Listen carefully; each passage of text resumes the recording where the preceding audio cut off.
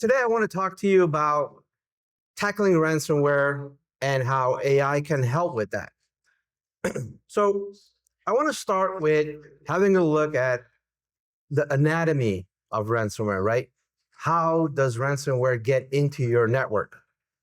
It all starts with a bad person trying to get ingress access to your network.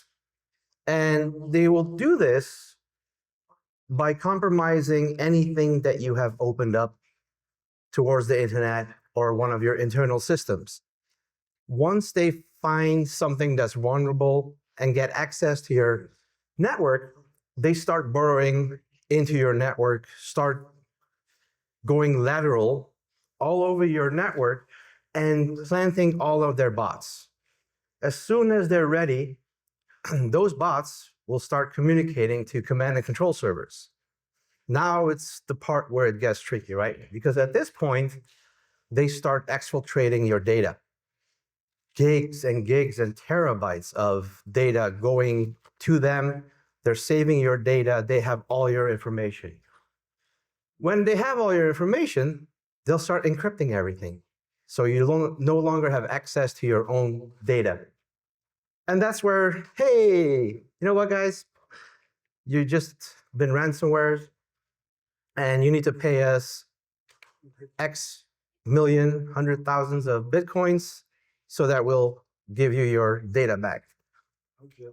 However, that's not the world we live in anymore. It's not just that. Now it's ransomware as a service. So they have your data and they're keeping it hostage, right? So now it's a monthly fee. Oh, you don't want us to give out your data, leak it to the darknet? Then you have to pay us X amount of Bitcoin per month for us not to do that. So now it's ransomware as a service. So 32% of all incidents are involved with ransomware and extortion. 91% of all the industries that we have there have ransomware as a top 3 priority to make sure that they have everything in place to solve it. And for example, 63% of the EMEA, everybody around bigger than 500 employees, are victim to ransomware. Our Barracuda threat spotlight team have done research over a whole year worldwide and put down some numbers of the ransomware attacks based by industry. So if you're in the financial service, you're up there with the 6%. Others is all the other smaller ones that are involved. If you're in healthcare, that's kind of where the biggest ones is, right? 21% of all the bad actors go after healthcare. And 17% of all the municipalities that are there. So, and I know some of you are obviously part of that, which makes you the top 3 target for all the bad actors out there. Now, I know this is very, very hard to read on this screen and for everybody in the room, but this is part of our Barracuda threat spotlight team, where there's also a blog on this, by the way, on our website if you want to read more about it. But this is an example of a customer that we have as part of our XDR offering. And it's actually a good example, this one and the next one, on how we can actually prevent it, right? So not all the presentations that are due are about bad stuff, but also how we actually do something against the bad stuff. So in this example, we are looking at a healthcare technology company with 150 to 200 employees. And the threat actor here is Play Ransomware. So what happened with these guys? So the hackers gained initial access by using an account that was from a contractor, right? So they got access to the username passwords, they compromised the credentials, and they used VPN. So some way they figured out what VPN the contractor was using, got their information, and used the VPN to gain access to the network. Now, this customer had gaps in protection and visibility. So only 120 of their devices were secured. Now the hacker starts their lateral movement, right? Starts borrowing all their information and all their bots into the network. Then they get a hold of an unprotected server, which is not patched. So now they burrow into that machine and start their attack. They compromise 11 servers. And what does a hacker do as soon as they get onto a machine? Try to hide their tracks, right? So they started with actually disabling security, deleting shadow copies. And this is where the security tool kicks in, right? So this is where the protection actually said, hey, hold on, wait a minute. We're seeing some stuff happening and we're gonna contain and kill the malicious activity. So this is where the first part kicks in. Now, they started doing data exfiltration from that server. They started to do remote encryption. Again, the protection says, hold on, we're gonna block the encryption on the devices that we have protected. Then the hackers realized that, like, okay, we need to try something else to try to encrypt that. So they launched additional malware, and the protected server is like, nope. We see some malicious files, and we're going to block them. And with that said, the IT were able to restore and resolve the current attack. And they made all the software patches on the servers that were not patched, added MFA to it because it came through VPN with a username password. So you want to make sure you add more protection to that by putting in multi-factor authentication. Now, the second example is a car care company with 800 to 1,000 employees. And this is the 8-base ransomware for this example. So here, they got initial access through an unprotected endpoint, and even worse, they had admin credentials. So that's one step bigger. The attack, and this is a funny one because it started on a Saturday morning at 4:11 a.m. The customer had gaps in protection, so they didn't have multi-factor authentication on their VPN. They had 2 public-facing servers that were not patched. They started their lateral movement. They got into the unprotected servers, and what did they do? They installed remote IT management tools that gives them access to get to that server remotely. They start installing malicious tools and disable the local antivirus. But at that point in time, the security tools in place blocked it, the connection that was going out to the command and control server, and the customer was able to roll back all the changes that were made by the attackers, patch everything, put MFA in place, and geo-block so that it doesn't go out to the countries that the command and control servers were located. And by Sunday evening, they were done, sorry. So this means in 1.5 days, they prevented an attack and they rolled back everything that happened. So having the right security products in place will lead to this, that you see something, you take the countermeasures, you roll back, and you're good to go. So very important to keep up to date.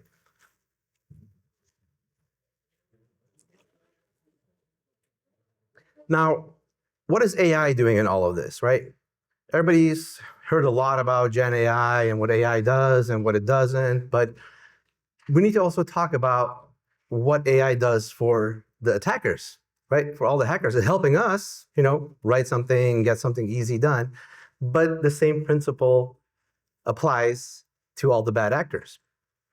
So they use AI to produce sheer volume of attacks. Remember all those phishing emails that you get from somebody from Africa, or, hey, click here, you want this, or we need your number changed, or your password is due for renewal, and it looks like a bank.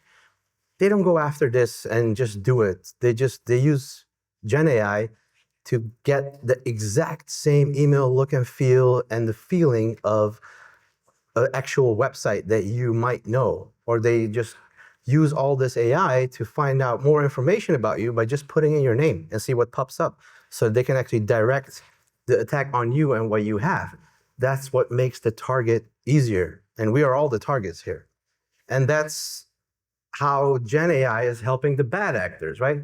So once they have all that information, it just simplifies the personal approach. You think it's real, you know that person. Even I got emails and texts from our CEO. Hey, Teddy, is this still your number? Like, yeah, that's not something that my CEO will send to me to check if this is still my current number. And then obviously, once they have all that information, these are smart people. So they're going to use AI to generate all their code for them instead of trying to write everything on their own while everything is available and all the vulnerabilities are available in AI as well. And all of that goes into how the hackers are using the AI, right? So the same steps that we went through, they go through based on the information that they learned on the previous slide. Oh, sorry. So in all their preparation, all their phishing, emails, everything that they do within your network, it's all AI driven nowadays. There's not a single person sitting there logging into one server, trying this, trying that. It's all automated through scripting and everything that they pull in the back end with using AI technology. Now, how do we fight this evil AI with good AI, right? How do we protect against it using the same tools and technologies? The only way to do that is to make sure that we detect it as left as we can on this slide, right? The earlier we can use AI technology to figure out that something is going on, the better chances we have to block it.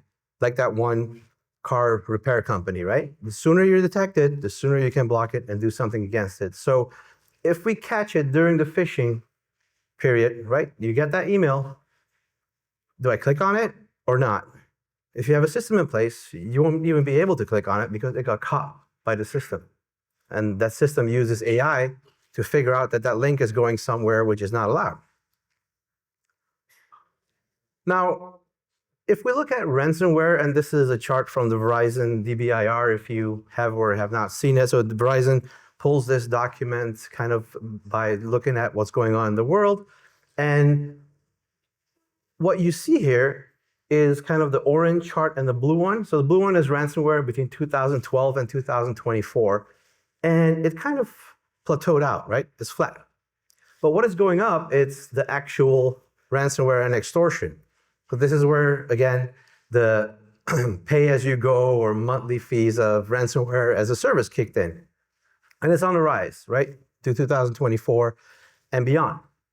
Now, what does that mean for all of you? It pretty much means that they're coming in multiple ways, right? It's no longer just your firewall that is protecting from people coming in from the outside to the inside. It's all over. And how they do it is they gain access either internally with a direct install or remotely on a machine, and they install software. They come in through a web application. They come in by other means, desktop sharing, opening up RDP to internet. That's one of the common ones because people forget to turn it off, or, hey, you're doing this temporarily. And temporarily always means that somebody has to go back and actually turn it off. And how many times does that not happen because everybody's busy? We're all working on the next project that also has a high priority, but we forget to go back and actually finish what we started on the previous project. And of course, backdoors, right? You always have to be careful for backdoors. All software manufacturers, at some point in time, something comes up in a CVS, and make sure you're always patched and updated. Now, from a Barracuda point of view, and all of our competitors out there and other security vendors, we offer all the products. Hopefully, mostly familiar to you: email protection, network protection, data protection, application security, XDR, and SaaS security. Now, there are vendors out there that all of you use. They're best of breed. on the point products that they have, and that's what they're good at. Now, what a lot of customers are doing nowadays is trying to do vendor consolidation, right? They're trying to go with one vendor because what I've heard talking to you guys today is you're either a one-man army doing the whole IT of your company, or you have a small team to do it. Now, that can be really hard for you if you're managing 10, 15 different vendors, and now you need to make sure all these vendors, or for yourself, okay, what's going on? Vendor X is seeing this, vendor Y is seeing that. How do you correlate all these things together to make actually your life as a IT admin a lot easier and have that overview of what's going on your network, and what are the tools that you have that actually make a difference there? So at Barracuda, we put all these technologies into our own portfolio. And I know you guys cannot read probably any of those, but in this slide, I kind of broke down our product groups and how we protect against ransomware, right? So in our email protection, that's where we prevent zero-day threats. That's where we block phishing email attacks. That's how we automate incident response. That's where the training happens for users. Then we go on to our application protection, and this is our WAF product. So we protect the web application. We make sure that we have API protection if you have some systems in the backend going on. With network protection, our firewalls, that's where we do network segmentation. We make sure that that lateral movement is blocked if we can. We make sure that we know and who is trying to do something with our IPS, our intrusion prevention system. Our secure web gateways, making sure that whatever you're browsing towards is secured and it's scanned, all the websites for malicious content that you're going towards. And of course, data protection, because at the end of the day, if you don't have a backup in place, if you don't have hardened environments, then they have your data, but you don't. And all of our portfolio ties back into our XDR solution. So our XDR solution will take all the logging from all of our products and also from our competitors' products and put that in a clean overview for all of you to see what's going on. And it's because of XDR, the two examples that I showed you guys, that's how we know what's going on. The XDR will detect and will block and will report on everything that's going on out there, so you have good visibility of your network. Now, within our industry, there are lots of different frameworks that you can use. So I'm not sure if you're familiar with NIST, MITRE, or syscontrols. So NIST is part of the government, so that's where they advise on the latest technologies. MITRE, the attack framework, that's where you can learn about what different type of techniques hackers are using and different type of technologies to gain access to your network. And then the syscontrol helps with defining and helping with how you use your controls within your environment. So I have a little quick overview and kind of an example of what that is, which all of you can use, right? You can go to the website, you can get all their framework information and match it to what you have in your current environment and actually gain some more knowledge about your own environment, as well as using these frameworks to help you out. So an example here is for NIST 2.0, they have different pillars: identity, protect, detect, respond, recover, and the categories, right? So if I'm looking to protect my network for asset management and risk assessment, you can use the Barracuda XDR product. So this way, you can actually map industry frameworks to our portfolio to make sure that you have bits and pieces in place that you don't have with your current provider today, or you just want to make sure that all the bits and pieces are covered that are important to you. For example, the whole response, right? Incident management. Then the Stop Ransomware Guide is another one. So this is where you get their recommendations that you can mirror to your environment and then put in the measurements for those, right? So we already spoke about it. Do not expose services such as remote desktop protocol on the web. Common sense, but still it happens every day. Just for a brief second, we need it, and then you forgot to close it again. So that's where, for example, our CloudGen firewall and our secure edge product can help you with actually blocking those connections to that server or making sure it's only coming from one specific IP address. So this way you can use the Stop Ransomware Guide with their recommendations to mirror what Barracuda product you might need to help you protect against that. So in conclusion, how do you protect your network against all the hackers and all the bad people out there? Make sure you do ransomware risk assessment, right? Conduct security audits. Check your own environment or look towards KIS to come in and give their services to you so they can actually know what's going on. Perform gap assessment, right? Which part of your network has the gap? What are you missing? Because that's where all the attackers will go towards, all the missing parts. Number two, enable your ransomware defense, right? Deploy a cybersecurity platform. Make sure they're up to date. Make sure everything is patched. Make sure you leverage the compliance and the frameworks that are out there because they're out for us to help us, right? They give all this data so that we can protect ourselves based on what they see in the field worldwide. And of course, the third one, which it goes without saying, but you would be surprised how many people don't test their recovery plans. Do you have a backup? Yes, we have a backup. Have you ever restored it? I'm afraid to ask in the room, but yes, it's common practice to, you have your backups in place, restore them as well, because you don't want to end up in that situation where you have to restore and for some reason something is corrupt or you cannot access a server or something else. So always make sure you restore your backup as well. And that also goes hand in hand with how you have your disaster recovery plan in place, right? So worst case scenario, your whole disaster recovery is on a server digitally, PDF, Word file.